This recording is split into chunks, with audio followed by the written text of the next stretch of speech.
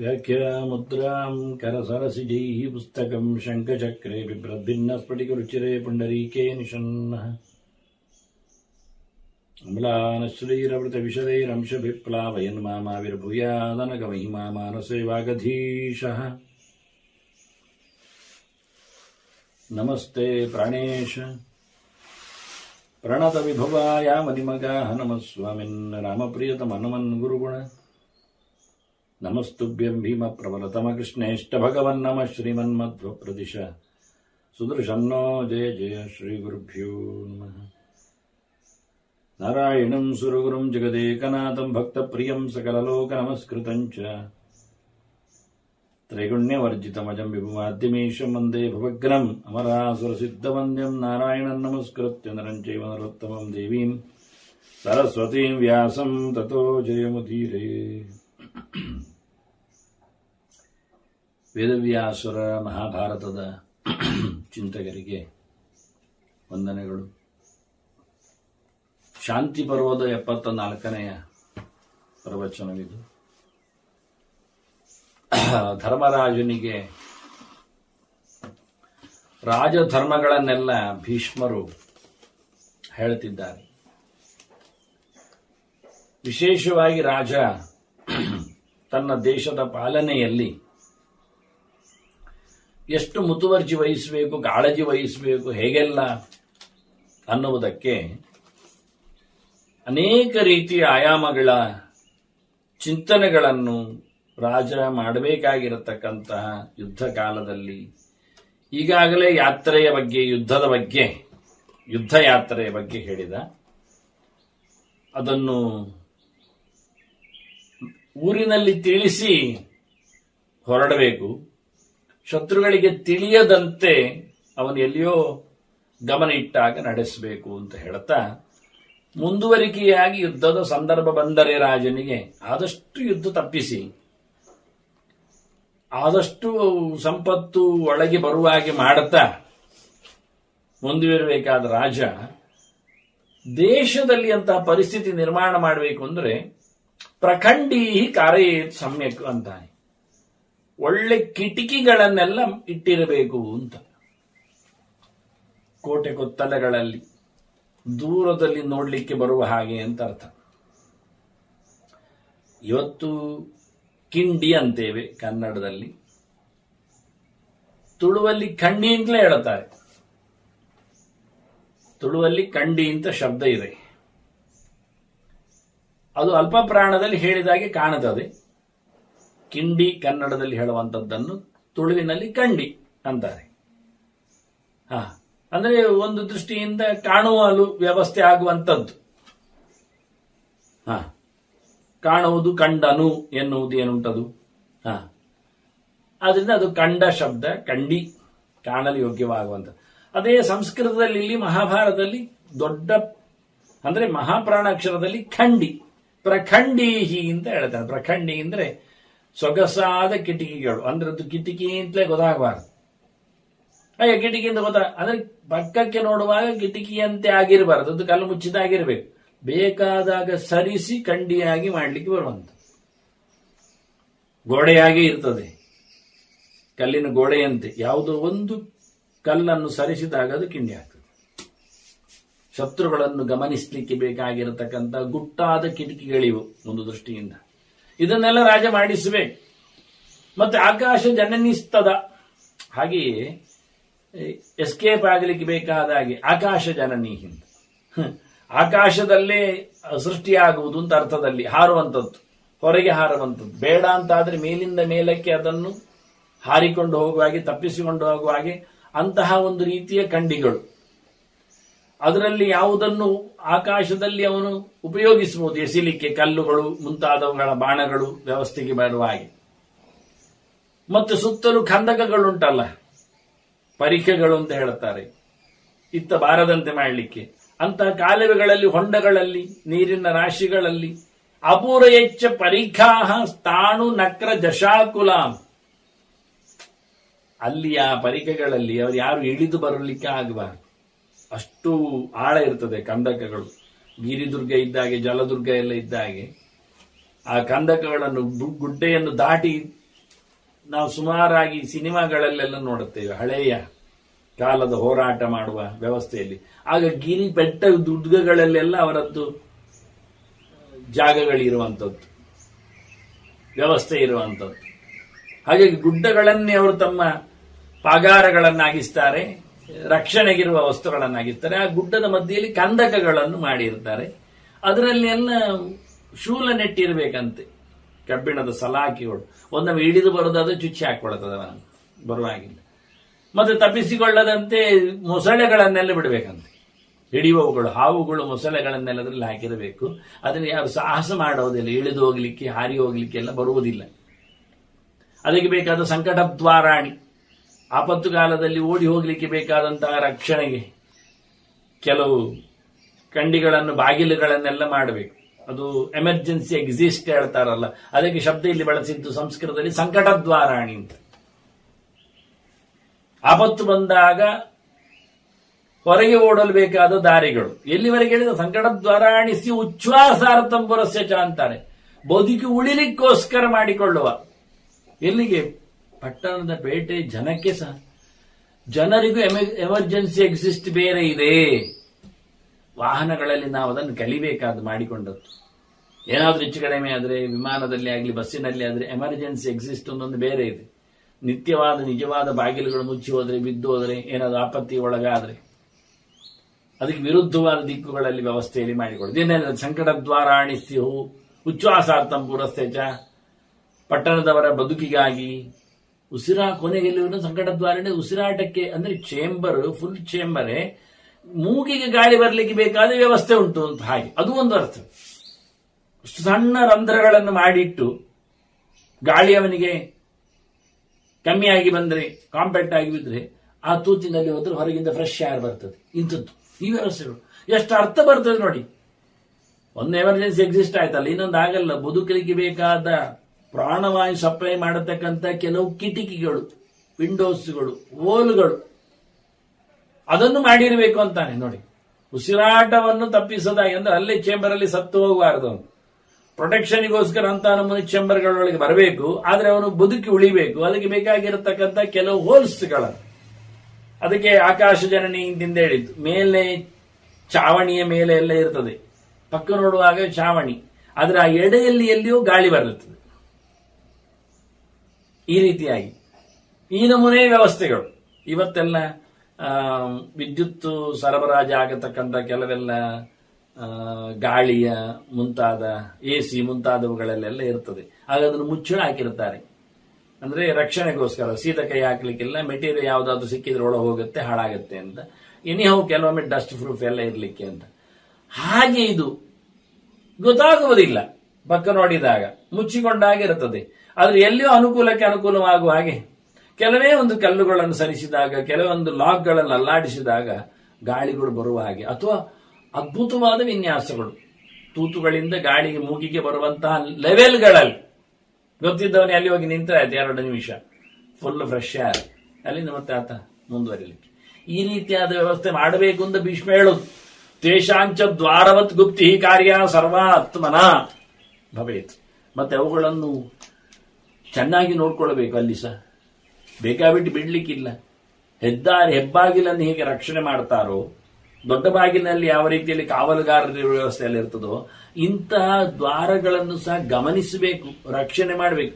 ನಾಳೆ ಅಂತಹ ಬಾಗಿಲುಗಳನ್ನು ಶತ್ರುಪಾಳೆಯದವರು ಕಂಡು ಹಿಡಿದು ಅದಕ್ಕೊಂದಿಷ್ಟು ಕಲ್ಲೋ ಮಲ್ಲೋ ಮಣ್ಣೋ ಅಥವಾ ಕೆಲವು ಪ್ರಾಣಿಗಳನ್ನು ಅಥವಾ ಇನ್ನಿತರ ವಸ್ತುಗಳನ್ನು ಅಥವಾ ಬೆಂಕಿ ಬೇಕಾದ ವ್ಯವಸ್ಥೆಗಳನ್ನು ಹಾಕಿಬಿಟ್ರೆ ನಿಮ್ಗೇನಾಯ್ತು? ಎಮರ್ಜೆನ್ಸಿ ಬಾಗಿಲಿದ್ದಿಂದ ನೀವು ಗಮ್ಮತ್ನಲ್ಲಿ ಕೂತ್ರೆ ನಾಳೆ ಅದೇ ಮುಚ್ಚಿಯಲ್ಪಟ್ಟಿದ್ರೆ, ಅದೇ ಮತ್ತೆ ಶತ್ರುಪಾಳೆಗೆ ಹೋಗುವಾಗ ಅದಕ್ಕೆ ವ್ಯವಸ್ಥೆ ಮಾಡಿಕೊಂಡಿದ್ರೆ, ಹಾಗಾಗಿ ಅದನ್ನು ಪಾಳೆಗಾರರಿಂದ ರಕ್ಷಿಸಲ್ಪಡುವಂತೆ ಇಟ್ಟುಕೊಳ್ಬೇಕು. ಮಹಾದ್ವಾರದ ರಕ್ಷಣೆಯ ವ್ಯವಸ್ಥೆಯಂತೆಯೇ ಈ ಸಣ್ಣ ದ್ವಾರಗಳ ಬಗ್ಗೆಯೂ ಗಮನಿಸಬೇಕು, ಗಮನ ಕೊಡಬೇಕು. ಮಾಡಿಬಿಟ್ಟು ಹೋಗುವುದಷ್ಟೇ ಉಪಯೋಗ ಅಲ್ಲದ್ದು ಅಂತ ಹೇಳಿ ಕೆಲವೊಮ್ಮೆ ಸುರಂಗ ತೋಡಿಬಿಡ್ತಾರೆ.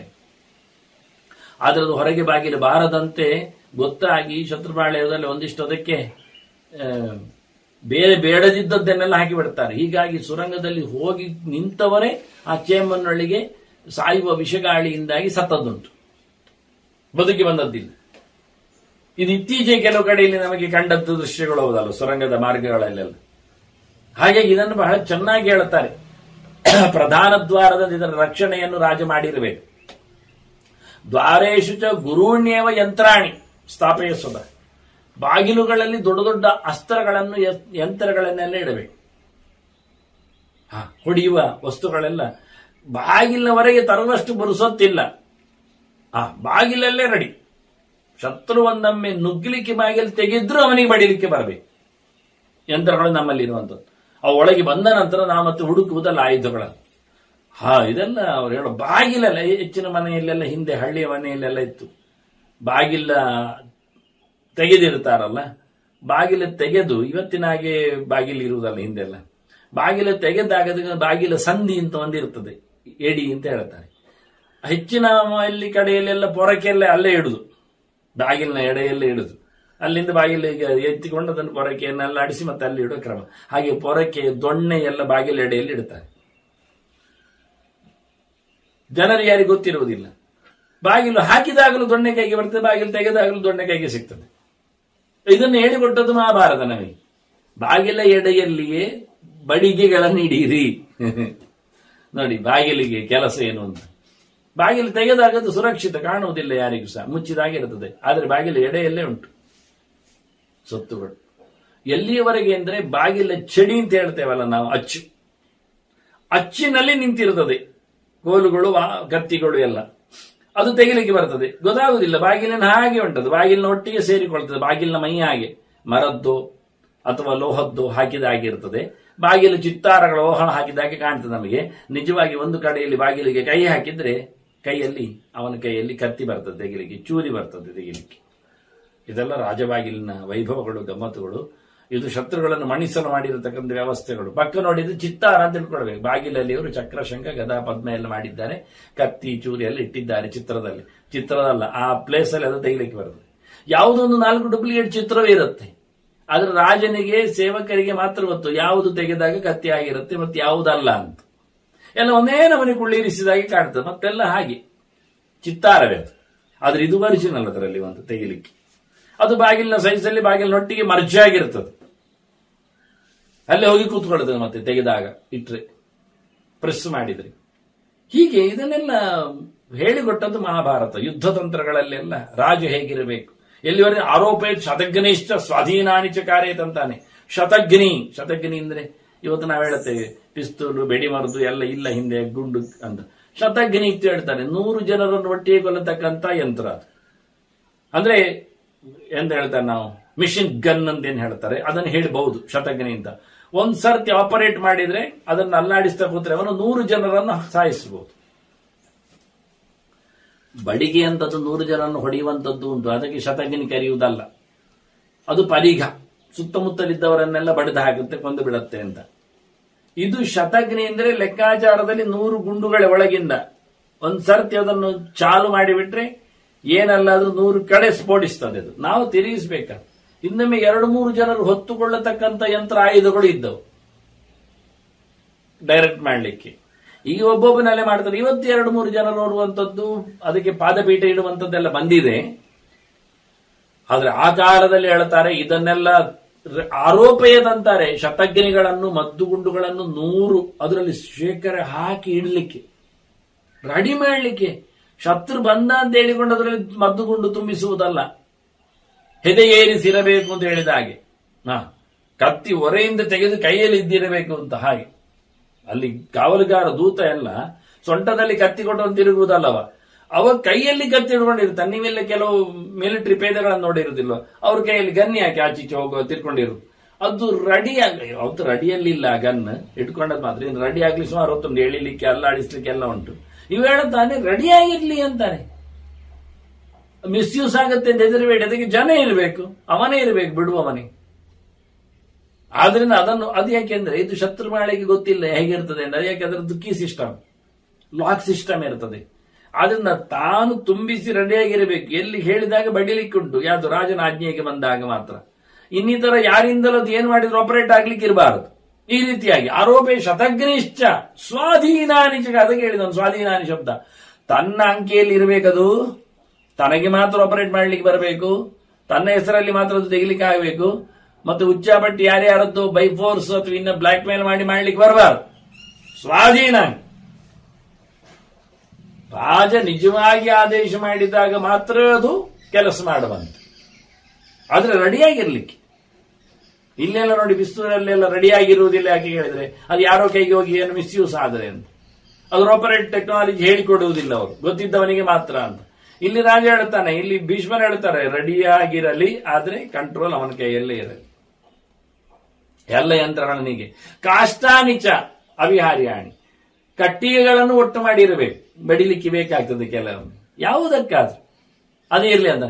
ಕೂಪಾಂಶ ತಥಾ ಕೂಪಾಂಶ ಕಾನೇತ್, ಹಾಗೆ ಬಾವಿಗಳನ್ನು ತೋಡಿಸಬೇಕು, ನೀರಿನ ವ್ಯವಸ್ಥೆಗೂ ಬೇಕು. ಅಲ್ಲೇ ಸಿಕ್ಕಿ ಬಿದ್ದು ನೀರು ಕುಡಿಲಿಕ್ಕೆ ನೀರಿಲ್ಲದೆ ಸಾಯುವುದಾಗಬಾರದು. ಹೋರಾಟದಂಗಳದಲ್ಲಿ ನೀರು ಬೇಕಾಗತ್ತೆ ಕೆಲವೊಮ್ಮೆ, ಅದನ್ನೇ ಮಾಡಬೇಕು. ಮತ್ತೆ ಸಂಶೋಧನೆ ತಥಾ ಗೋಪಾನ್, ಬಾವಿಗಳನ್ನೆಲ್ಲ ಕ್ಲೀನ್ ಮಾಡಿಸಿರಬೇಕು. ಅವುಗಳೇ ವಿಷಪಾನ ಆದ್ರೆ ಅವುಗಳು ಗೊತ್ತಾಗ ಯಾರೋ ವಿಷ ಹಾಕಿತ್ತಿದ್ರೆ ಅದಕ್ಕೆ, ಅದನ್ನ ನೀರು ದಿನಾ ತಿಳಿಯಿರಬೇಕು, ಶುದ್ಧವಾಗಿರ್ಬೇಕು, ಅದನ್ನು ನೋಡಿಕೊಳ್ಬೇಕು.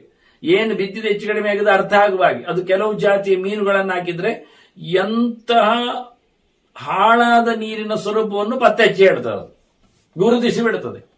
ಅದು 5 ನಿಮಿಷದಲ್ಲಿ ಆ ನೀರಿನಲ್ಲಿ ತಾನು ಇರುವುದಿಲ್ಲ ಹೇಳಿದ್ರೆ ನೀರಿನಲ್ಲಿ ಹೆಚ್ಚು ಕಡಿಮೆ ಆಗಿದೆ ಅಂತ ಅರ್ಥ.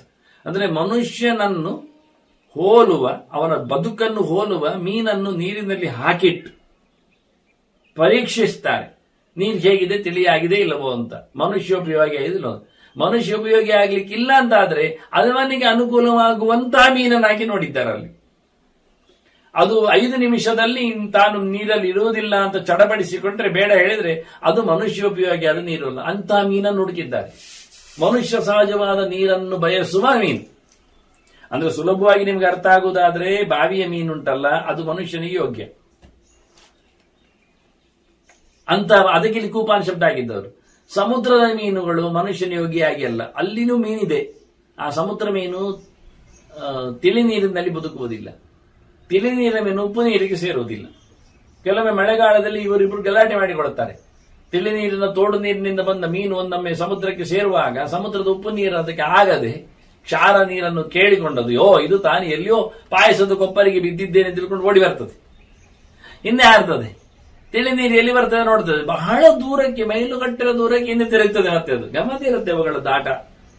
ಉಪ್ಪು ನೀರಿನ ಮೀನುಗಳು ಹಾಗೆ ಕೆಲವೊಮ್ಮೆ ಮಳೆ ಒಬ್ಬರಿಸಿ ಹೋಗಿ ಮೇಲಕ್ಕೆ ಬಂದಾಗ ಸಮುದ್ರ, ಅದು ಬ್ಯಾಕ್ ವಾಟರ್ ಅಂತ ಹೇಳ್ತಾರಲ್ಲ, ನದಿ ಮಾಧ್ಯಮದಲ್ಲಿ ಬಾಯಲ್ಲಿ ಸಮುದ್ರ ಓಡಿ ಬರ್ತದೆ. ಆಗ ಈ ಮೀನುಗಳು ಓಡಿ ಬಂದಾವೆ. ಈ ಮೀನುಗಳು ಓಡಿ ಬಂದ ನಂತರ ಈ ಇಳಿತ ಬಂದಾಗ ಮತ್ತೆ ಸಮುದ್ರ ಸೇರಿಕೊಂಡಾಗ ಈ ತಿಳಿ ನೀರು ಸೇರ್ತದೆ. ಅದಕ್ಕೆ ತಿಳಿ ನೀರು ಬಂದಾಗ ಈ ಮೀನಿಗೆ ಕನ್ಫ್ಯೂಸ್. ಮತ್ತೆ ನಾನು ಎಲ್ಲಿ ಹೋದೆ, ನನಗೆ ಯಾರೋ ಬೇರೆ ಮಾಡ್ತಾ ಇದ್ದಾರಲ್ಲ, ನನ್ನನ್ನು ಚಪ್ಪೆ ಮಾಡ್ತಾ ಇದ್ದಾರೆ, ಅದು ಸೇರಿಕೊಳ್ತದೆ. ಸುಮಾರಾಗಿ ಬಿಸಿ ನೀರು, ಉಪ್ಪು ನೀರು ಬಿಸಿ ಇರುತ್ತದೆ, ತಿಳಿ ನೀರು ಚಳಿ ಇರ್ತದೆ. ಅಂದ್ರೆ ಕ್ಷಾರ ಹೆಚ್ಚು ಕಡಿಮೆ ಆದದ್ದು ಅರ್ಥ ಆಗತ್ತೆ ಮೀನುಗಳಿಗೆ. ಅದನ್ನ ಮೀನುಗಳು ಇಂಥ ಅನೇಕ ಜಲಜಂತುಗಳಿವೆ, ಇದು ಒಂದು ಮಾತ್ರ ಅಲ್ಲ, ನೋಡಿಕೊಳ್ಳಿಕ್ಕೆ ಆಗತ್ತೆ. ಹಾಗಾಗಿ ಒಳ್ಳೆ ಪ್ರತಿನಿತ್ಯ ನೀರನ್ನು ಶುದ್ಧಿಗೊಳಿಸಿ ನೋಡು. ಯಾಕೆ ಸಂಶೋಧನೆ ಪರೀಕ್ಷಿಸಬೇಕು, ಅದು ಕುಡಿಯುವಂತ ಇದೆಯಾ. ಇನ್ನು ಇವತ್ತಿಗೆ ಯಾರೋ ಅದನ್ನು ಹಾಳು ಮಾಡಿಕೊಂಡಿದ್ರೆ, ನಿಮ್ಮ ಬಟ್ಟರೆ ಅದನ್ನು ನೀರು ಕುಡಿದು ಸತ್ತೋಗಿ ಬಿಟ್ರೆ, ಅದು ತಲೆ ತಿರುಗಿ ಬಿಟ್ರೆ, ಅವರಿಗೆ ಬಿದ್ದುಕೊಂಡ್ರೆ ಅವರು. ಹಾಗಾಗಿ ಬಹಳ ಚೆನ್ನಾಗಿ ನೀರನ್ನು ತಿಳಿಗೊಳಿಸ್ತಾ ಇರು, ಶುದ್ಧ ಮಾಡುತ್ತಾ ಇರು, ನೋಡಿಕೊಳ್ಳುತ್ತಾ ಇರು. ಮತ್ತೆ ತದಾ ಕೂಪಾನ್ ಕೃಷಾನ್ ಪೂರ್ವ ಪಯಾರ್ಥಿಭಿ, ಹಿಂದೆ ನೀರು ಕುಡಿಯಲು ಇಷ್ಟಪಟ್ಟಿರತಕ್ಕವರು ಏನು ಬಾವಿ ತೋಡಿದ್ದಾರೆ, ಅದು ಇವತ್ತೇನು ಸಣ್ಣದಾಗಿದೆ ಅಥವಾ ಹಾಳಾಗಿದೆ, ಸರಿಯಾಗಿಲ್ಲ, ಅದನ್ನು ನೀನು ಮತ್ತೆ ಜೀರ್ಣೋದ್ಧಾರ ಮಾಡಿಸು. ಕೃಷಾನ್ ಕೂಪಾನ್ ಅಂತಾನೆ. ಸಣ್ಣ ಬಾವಿಗಳನ್ನು ದೊಡ್ಡದು ಮಾಡಬೇಕು, ಬೆಳೆಸಬೇಕು, ಉಪಯೋಗಕ್ಕೆ ಬರುವಂತಿರಬೇಕು, ಅನುಕೂಲವಾಗಬೇಕು, ಅದರ ಉಚ್ಛ್ರಾಯ ಸ್ಥಿತಿಯಲ್ಲಿ ತರಬೇಕು. ಹಳೆ ಬಾವಿಗಳನ್ನು ಹಾಗೆ ಬಿಡಬೇಡ.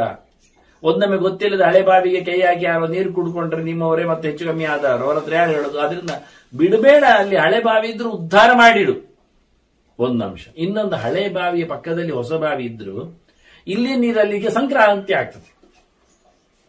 ಇದು ಯೂಸ್ ಮಾಡ್ತಾ ಇಲ್ಲ ಅಂತ ಹಳೆ ಬಾವಿಯಿಂದ ಜನ ಗೊತ್ತಾಗಿ ಅರ್ಧ ಕಲ್ಲು ಮುಚ್ಚಿದ್ದೇನೆ ಮಾಡಿದ್ರೆ ಅದರಲ್ಲಿ ಏನೋ ಹೆಚ್ಚು ಕಡಿಮೆ ಮಾಡ್ತಾರೆ, ಹಾಳು ಹಾಕ್ತಾರೆ. ಈ ಬಾವಿಯಿಂದಾಗಿ ಆ ಬಾವಿ ದುಷ್ಟ ಆಗುತ್ತೆ, ಅದರ ಪಕ್ಕದ ಮೈಲುಗಟ್ಟಲೆ ದೂರದ ಬಾವಿ ದುಷ್ಟ ಆಗುತ್ತೆ. ಹಿಂದೆಲ್ಲ ನೋಡಿಕೊಂಡ್ರೆ ಹರವು ಒಳಹರವೇ ಇರುತ್ತದೆ. ಆದ್ರಿಂದ ರಾಜನಿಗೆ ಮೊದಲು ಇನ್ಸ್ಟ್ರಕ್ಷನ್ ಕೊಡ್ತಾನೆ ಭೀಷ್ಮ, ಬಾವಿಗಳನ್ನು ತೋಡಿಸು, ಬಾವಿಗಳನ್ನು ಕ್ಲೀನ್ ಮಾಡು, ಅಷ್ಟೇ ಮುಖ್ಯ ಅಲ್ಲ, ಹಳೆಯ ಹಿಂದಿನ ಹರಿದಾದ ಹಾಳಾಗಿ ಹೋದ ಬಿದ್ದು ಹೋದ ಬಾವಿಗಳನ್ನು ದುರಸ್ತಿಗೊಳಿಸು, ಅವುಗಳಿಂದಲೂ ಇವುಗಳಿಗೆ ಸಂಕ್ರಮ ಆಗಲಿಕ್ಕೆ ಸಾಧ್ಯ ಇದೆ ಎನ್ನುವ ಬಹಳ ದೂರದಾದ ಚಿಂತನೆ. ಮತ್ತೆ ನೀವು ಮಾಡಿಕೊಂಡಿರತಕ್ಕಂಥ ಮನೆಗಳು ಡೇರೆಗಳುಂಟಲ್ಲ, ಸೈನಿಕರದ್ದು ಆಕ್ರಮಣಕಾರರದ್ದೆಲ್ಲ, ಅದನ್ನು ತೃಣಚ್ಛನ್ನಾನಿ ವೇಶ್ಮಾನಿ ಪಂಕೇನಾಥ ಪ್ರಲೇಪೆ, ಅದನ್ನೆಲ್ಲ ಹುಲ್ಲು ಹಾಕಿ ಮುಚ್ಚಿಡು. ಹುಲ್ಲು ರಾಶಿ ಹಾಕಿ ಕೆಲವು ನೋಡ್ತೇವೆ ನಾವೆಲ್ಲ, ಇಡೀ ಹುಲ್ಲಿನ ಮೂಟೆ ಹರಿದು ಬಂದಾಗೆ ಎದ್ದು ಬಂದಾಗೆ ನಡೆದ, ಅದು ಒಂದು ಮನೆ ಮಾಡಿದ್ದು ಜನ ಉಂಟು ಅದರಲ್ಲಿ.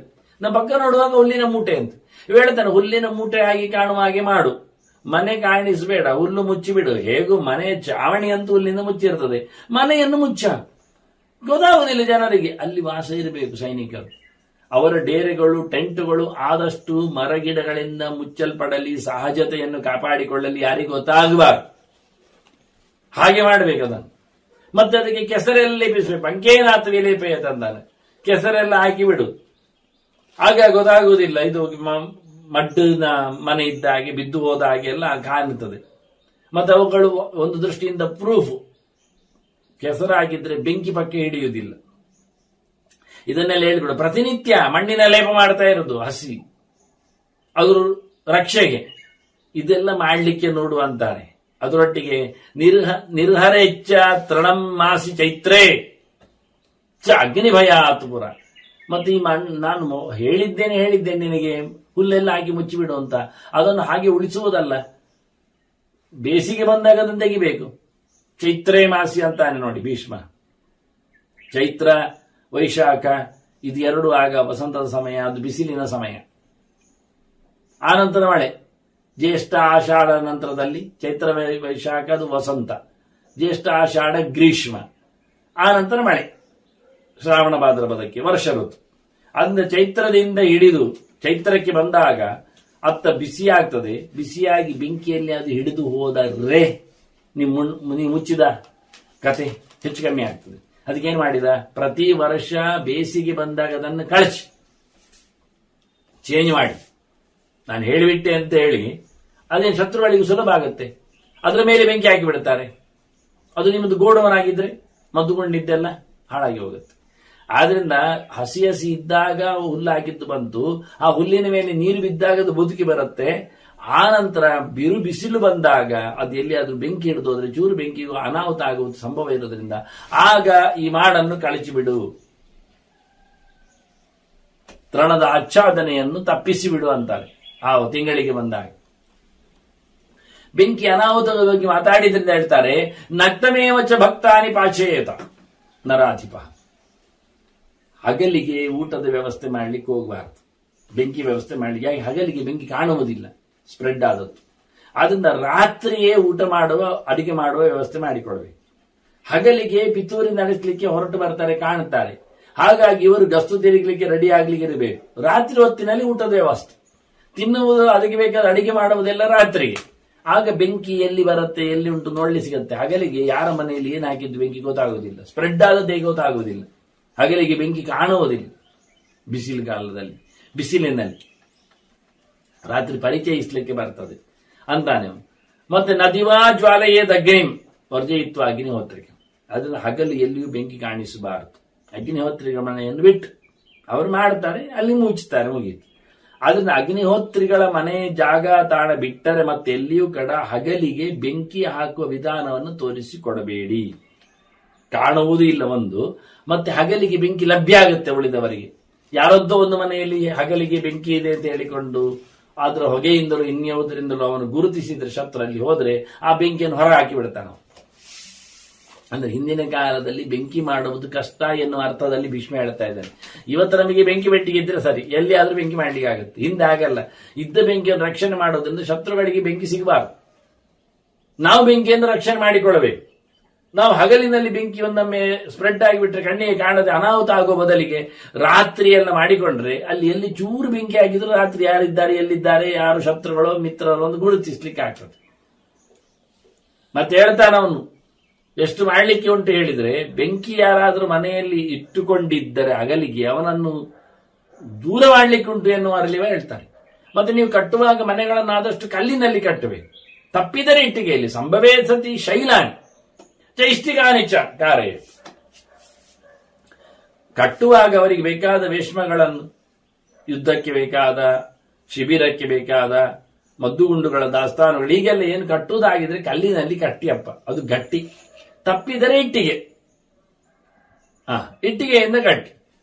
ಮೃಣ್ಮಾನ್ಯ ಕುರ್ಬೇತ, ಅಥವಾ ಬೇಕಾದ್ರೆ ನೀವು ಮಣ್ಣಿನದ್ದಾದ್ರೂ ಮಾಡಿಕೊಳ್ಳಿ. ಹೇಗೆ ಅಂದ್ರೆ ಜ್ಞಾತ್ವಾ ದೇಶೇ ಬಲ ಅಬಲಂ, ಇದಕ್ಕೆ ಆಯಾ ದೇಶದ ಬಲ ಬಲ ನೋಡ್ಬೇಕು. ಕಲ್ಲಿನಲ್ಲಿ ಕಟ್ತೇನೆ ಅಂತ ಹೇಳಿ ನಾವು ಮೆದುವಾದ ಮಣ್ಣಿನ ಜಾಗದಲ್ಲಿ ಹೊರಟ್ರೆ ಅದು ಬೀಳ್ತದೆ. ಹಾಗೆ ಗುಡ್ಡಗಳಲ್ಲಿ ಎಲ್ಲ ನೀವು ಒಂದೊಮ್ಮೆ ಮಣ್ಣಿನಲ್ಲಿ ಕಟ್ತೇನೆ ಹೊರಟ್ರೆ ಅದು ಪ್ರಯೋಜನ ಇಲ್ಲ, ಗಟ್ಟಿ ಇಲ್ಲ, ಬೀಳ್ತದೆ ಹೊರಟಾಗಿ. ಅದನ್ನ ಜಾಗ ನೋಡಿಕೊಂಡು, ವ್ಯವಸ್ಥೆ ನೋಡಿಕೊಂಡು, ಕಲ್ಲಿನಲ್ಲಿ ಆಗಲಿ ಮಣ್ಣಿನಲ್ಲಿ ಆಗಲಿ ಅಥವಾ ಇಟ್ಟಿಗೆಯಲ್ಲಿ ಆಗಲಿ ನೋಡಿ. ಯಾವತ್ತು ಇಟ್ಟಿಗೆ ಶಬ್ದವನ್ನು ಹೇಳ್ತಾರೆ ಇಷ್ಟಿಕಾನಿಚ ಅಂತ, ಅದು ಸಂಸ್ಕೃತ ಶಬ್ದ. ಅದು ಇಟ್ಟಿಗೆ ಮಾಡುವ ವಿಧಾನ, ಕತೆ ವೇದಕಾಲದ್ದು. ಯಾವತೀರ್ವ ಯಾ ಇಷ್ಟಗಾಹ ಅಂತ ಹೇಳಿಕೊಂಡು ಯಮನೆ ನಚಿಕೇತನ ಹೇಳುವಾಗ ಎಷ್ಟು ಇಟ್ಟಿಗೆಗಳು ಬೇಕು ಹೋಮಕ್ಕೆ ಎನ್ನುವುದೆಲ್ಲ ಲೆಕ್ಕ ಹೇಳ್ತಾನೆ. ಇಷ್ಟಿಕಾ ಅಂತ ಇಟ್ಟಿಗೆ, ಅದು ಮಣ್ಣನ್ನು ಕಾಯಿಸಿ ಬೇಕ್ ಮಾಡಿದ ಕೇಕಿನಂತೆ ಕಾಣತಕ್ಕಂಥ ಸಂಗತಿ ಮಣ್ಣಿನದ್ದು. ಅದು ಮಡಿ ಶುದ್ಧ,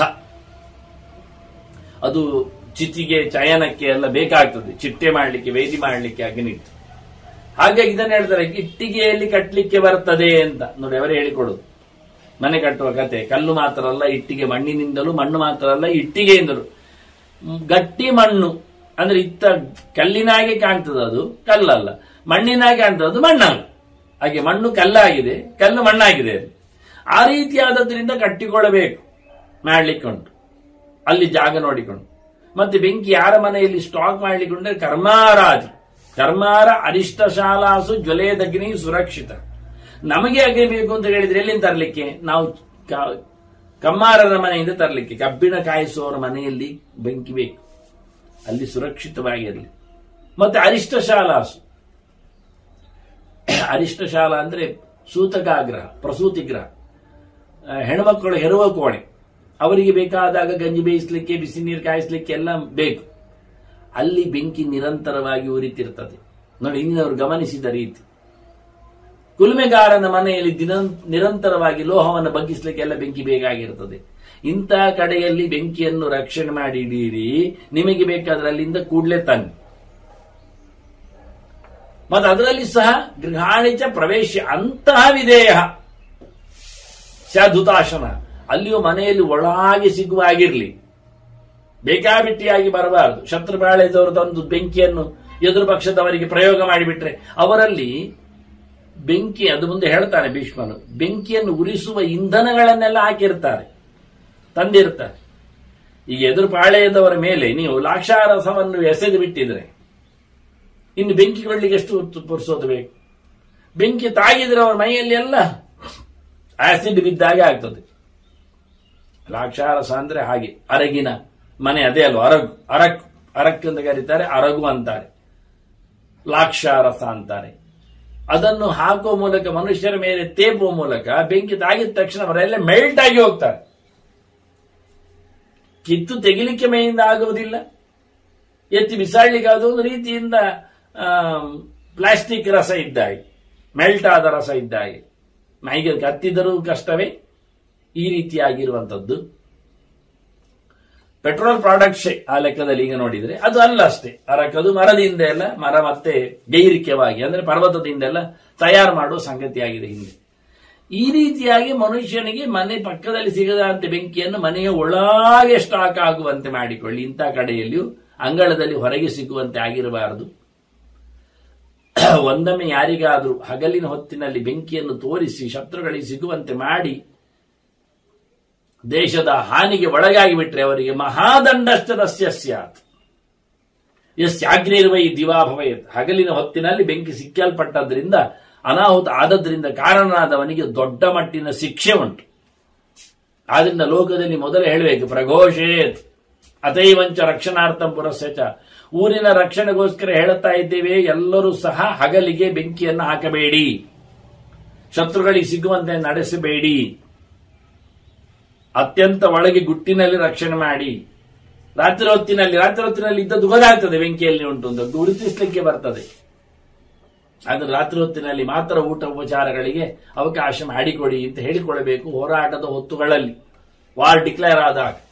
ಆಗ ಕೆಲವರೆಲ್ಲ ಕೆಲಸದವರು ಇಲ್ಲದವರೆಲ್ಲ ಇದ್ದಾರೆ, ಅವರನ್ನೆಲ್ಲ ಊರಿಂದ ಹೊರ ಕಳಿಸ್ಬೇಕು. ಯಾಕೆಂದ್ರೆ ಅವರೇ ಕೆಲವೊಮ್ಮೆ ಬೇಹುಗಾರಿಕೆ ಮಾಡ್ತಾರೆ. ಹಿಂದೆ ಹೇಳಿಯಾಗಿತ್ತಲ್ಲ ಇವನು ಇಂಥವರನ್ನು ನಿಲ್ಲಿಸಬೇಕು ಅಂತ. ಹಾಗೆ ನಮ್ಮ ವಿರೋಧ ಪಕ್ಷದವರು ನಿಲ್ಲಿಸಿದ್ರೆ, ಶತ್ರುಪಾಳ್ಯದವರು ಅಂತವರನ್ನ ಹಾಕಿದ್ರೆ, ಭಿಕ್ಷುಕಾನ್ ಈ ಊರಿನಲ್ಲಿ ಭಿಕ್ಷೆ ಬೇಡುವವರನ್ನಾಗಿ 8-6 ತಿಂಗಳ ಮೊದಲೇ ಕಳಿಸಿರ್ತಾರೆ. ನಾವು ಭಿಕ್ಷುಕರು ಅವತ್ತಿಂದಿದ್ದಾರೆ, ವರ್ಷಗಟ್ಲೆ ಇದ್ರು ಏನು, ಅದು ಪಕ್ಕದ ದೇಶದವನ ಚಾರ. ಅದನ್ನ ಏನ್ ಮಾಡಿ ಅಂದ್ರೆ ಮೊದಲು ಅವರನ್ನೆಲ್ಲ ಹೊರಗಾಗಿ, ಸತ್ಯವಿರ್ಬೋದು ನಮ್ಗೆ ಗೊತ್ತಿಲ್ಲ ಭಿಕ್ಷುಕ ಯಾರು ಅಂತ, ಅದು ಸತ್ಯವೇ. 7-8 ವರ್ಷದ ಕೆಳಗೆ ಅವನ ತಂದೆ ತಾಯಿಗಳು ಕರ್ಕೊಂಡು ಅನಾಥನಾಗಿರ್ಬೇಕು, ಅದು ಭಿಕ್ಷುಕನೇ. ಅಂದ ಭಿಕ್ಷುಕ ಸತ್ಯವಾ ಸುಳ್ಳ ಗೊತ್ತಾಗುವುದು ಹೇಗೆ? ಆದ್ರೆ ಇಂಥವರೆಲ್ಲ ಊರಿನ ಗಲಾಟೆ ಹೊತ್ತಿನಲ್ಲಿ, ಹೋರಾಟದ ಹೊತ್ತಿನಲ್ಲಿ ಇವರನ್ನೆಲ್ಲ ಹೊರಗಾಗ. ಅವರೇ ಕೂತು ನಾಳೆ ಭಿಕ್ಷುಕರಾಗಿ ಇಲ್ಲಿ ತಿರುಗ್ತಾರೆ. ತಿರುಗಿದಾಗ ಜನರಿಗೆ ಭಿಕ್ಷುಕರು ಅನಿಸ್ತದೆ ಬೇಡುವವರು ಅಂತ. ಆದ್ರೆ ಅವರು ಆಚೆ ಹೋದ ತಕ್ಷಣ ಮದ್ದುಗುಂಡುಗಳನ್ನೆಲ್ಲ ಇಟ್ಟಿದ್ದಾರೆ, ಟೆರರಿಸ್ಟ್ ಆಗ್ತಾರೆ, ಶತ್ರುಪಕ್ಷದ ಸೈನಿಕರಾಗ್ತಾರೆ, ಅವರೇ ವೇಷ ಮರೆಸಿ ಹೊಡಿಲಿಕ್ತಾರೆ, ಅವರೇ ಹೊಡಿಸ್ತಾರೆ. ಆದ್ರಿಂದ ಒಂದು ಸ್ವಲ್ಪ ನಿಯಮ ಮಾಡು. ಭಿಕ್ಷುಕಾನ್ ಚಕ್ರಿಕಾಂಶ್ಚೈವ, ನಿಜವಾಗಿ ಡ್ರೈವರ್ಸ್ಗಳಿದ್ದಾರಲ್ಲ, ಗಾಡಿ ಹೊಡೆಯುವವರು, ಅವರಿಗೆ ಬೇಡ ಹೋರಾಟದ ಹೊತ್ತಿನಲ್ಲಿ ಎಲ್ಲ ಅವರನ್ನು ಹೊರಗಾಕಿ. ಅದರಲ್ಲಿ ಕೆಲವರು ಲೂಸ್ಗಳಿರಬಹುದು, ಶತ್ರುಪಾಳ್ಯದವರು ಇರಬಹುದು.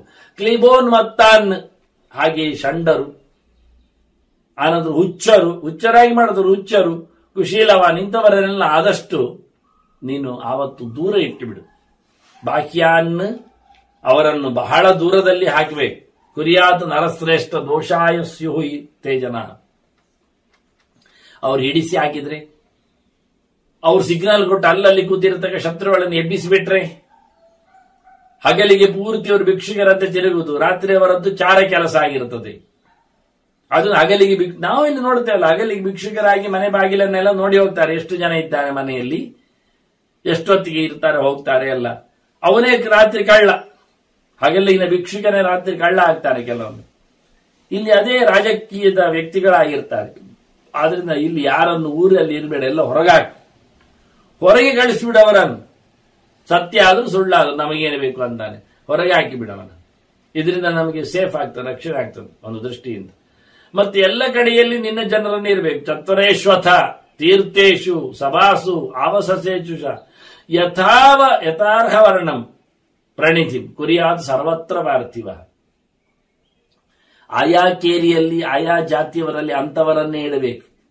ಅಂತ ವೇಷ ಹಾಕುವ ಚಾರ ಅವರು ಕ್ಷತ್ರಿಯರಂತೆಯೂ ಇರ್ತಾರೆ, ವೈಶ್ಯರಾಗೂ ಕಾಣಿಸಿಕೊಳ್ತಾರೆ, ಪರಿಕರ್ಮಿಗಳಂತೂ ಬರ್ತಾರೆ, ಬ್ರಾಹ್ಮಣರಂತೆಯೂ ನರ್ತಿಸ್ತಾರೆ. ಹೀಗೆ ಅವರವರ ಯೋಗ್ಯತೆಗೆ ಅಲ್ಲಲ್ಲಿ ಬೇಕಾದಾಗಂತಹ ಜಾತೀಯರ ವ್ಯವಸ್ಥೆಯಲ್ಲಿ ಕ್ಷತ್ರಿಯರಾಗಿ ಅರಮನೆ ಹೋಗುವಾಗ ಕ್ಷತ್ರಿಯ ಇದ್ರೆ ಸಾಮಂತರಾಜನ ಜನ ಇದ್ದಾಗೆ ಹೋದ್ರೆ ಬಿಡ್ತಾರೆ ಸೀದಾ, ಬೇರೆ ಅದು ವಿಚಾರಿಸ್ತಾನೆ. ಇಂಥ ಎಲ್ಲಿ ಹೇಗೆ ಬೇಕೋ ನೋಡಿ, ಎಲ್ಲಿ ಎಲ್ಲ 4 ರಸ್ತೆ ಸೇರ್ತದೆ, ಎಲ್ಲಿ ತೀರ್ಥ ಸ್ನಾನಗಳ ಘಟ್ಟಗಳಿರ್ತವೆ, ಎಲ್ಲಿ ಸಭೆ ಆಗ್ತದೆ, ಎಲ್ಲಿ ಲಾಡ್ಜುಗಳಿದ್ದಾವೆ, ಧರ್ಮಛತ್ರಗಳು ಉಳಿಕೊಳ್ಳುವ ಜಾಗಗಳಿರ್ತವೆ, ಅಂತ ಕಡೆಗಳಲ್ಲಿ ಎಲ್ಲ ಇವರು ಹೋಗ್ಬೇಕು, ಅಲ್ಲಿ ಹುಡುಕ್ಬೇಕು. ಆ ರೀತಿಯಾಗಿ ಅಂತವರನ್ನು ಚಾರರನ್ನು ನೀನು ಹಾಕಿಕೋ. ವಿಶಾಲಾನು ರಾಗಮಾಂಶ ಕಾರೆಯೇತ. ಇನ್ನು ಹೇಳ್ತಾನೆ ನರಾಧಿಪ, ದೊಡ್ಡ ದೊಡ್ಡ ರಸ್ತೆಗಳನ್ನು ಮಾಡಿಸ್ಬೇಕಂತ ನೋಡಿ. ಡೆವಲಪ್ಮೆಂಟ್ಗೆ ಹೇಳಿದ್ರು, ದೊಡ್ಡ ರಸ್ತೆಗಳು ಮಾಡಿದ್ರೆ ಹಿಡಿಲಿಕ್ಕೆ ಸುಲಭ ಶತ್ರುಗಳನ್ನು. ಈ ನಿಬಿಡವಾದ ರಸ್ತೆ, ಅಡ್ಡಾದಿಡ್ಡಿಯಾದ ರಸ್ತೆ, ಇಂಥರಲ್ಲಿ ಓಡಿಸಿಕೊಂಡು ಹೋಗ್ಲಿಕ್ಕೆ ಆಗೋದಿಲ್ಲ. ಅಲ್ಲ, ನಾವು ಶತ್ರುಪಾಳ್ಯದವರು ಓಡ್ತಾರಂತೆ, ನೀವಾಗೇನು ಓಡ್ಲಿಕ್ಕೆ ಹೇಳ್ಬೋದು ನೋಡಿ. ಎದುರಲ್ಲಿ ಓಡುವವನು ಅವನು ಸಹಜವಾಗಿ ರಸ್ತೆಯನ್ನು ನೋಡಿಕೊಂಡು ಓಡ್ತಾನೆ. ಹಿಂಬದಿಯಲ್ಲಿ ಓಡಿಸುವನಿದ್ದಾನಲ್ಲ, ಅವನು ಡಿಪೆಂಡ್ಸ್ ಆನ್ ಎದುರು ಓಡುವವ. ಆದ್ರೆ ಚೇಸಿಂಗ್ ಮಾಡೋದು ತುಂಬಾ ಕಷ್ಟ ಕೆಲವೊಮ್ಮೆ. ಯಾಕೆ ಗೊತ್ತಂತ, ಎದುರು ಓಡುವವನ ಬೆನ್ನಿಂದ ಹೋಗುವ ಇನ್ನು ಸ್ಪೀಡ್ ಕಟ್ ಆಗ್ತದೆ. ಇವರು ನೇರ ಓಡ್ತಾರೆ ಅಂತ ಲೆಕ್ಕಾಚಾರ ಮಾಡಿ ಓಡಿದರೆ ಅವ ರಭಕ್ಕೆ ಅಡ್ಡಕ್ಕೆ ತಿರುಗಿ ಹೋದ್ರೆ ಇವನಿಗೆ ಬ್ರೇಕ್ ಹಾಕಲಿಕ್ಕೆ ಅಲ್ಲಿಂದ ಹಿಂದೆ ಬರಬೇಕಾಗ್ತದೆ. ಕೆಲವೊಮ್ಮೆ ಓಡ್ತಾ ಇರುವಾಗಲೇ ಕುದುರೆಯಲ್ಲಿ ಅಂತ ಓಡುವಾಗ ಸಿಕ್ಕೇ ಬೀಳ್ತಾನ ಅವನು ತಪ್ಪಿಸಿಕೊಳ್ತಾನ ಆಗ ಕ್ರಾಸ್ ರೋಡ್ಸ್ಗಳಲ್ಲಿ. ಆದ್ರಿಂದ ರಾಜ ಏನ್ ಮಾಡ್ಬೇಕು ಅಂದ್ರೆ, ಮೊದಲಿಗೆ ಕಳ್ಳರು ಅಥವಾ ದರೋಡೆಕೋರರು ಅಥವಾ ರಾಜರು, ಪಕ್ಕದವರು, ಶತ್ರುಗಳು ತಪ್ಪಿಸಿಕೊಂಡು ಹೋಗದಂತೆ ಮಾಡ್ಲಿಕ್ಕೆ ರಸ್ತೆಯನ್ನೇ ದೊಡ್ಡದು ಮಾಡಿಸಿಬಿಡುವ ಹೇಳಿದ. ಆಯ್ತಲ್ಲ, ಓಡುವ ಒಬ್ಬ ಹಿಡಿಯುವ 4 ಜನ ಓಡುವಾಗಿರ್ಬೇಕು ರಸ್ತೆ.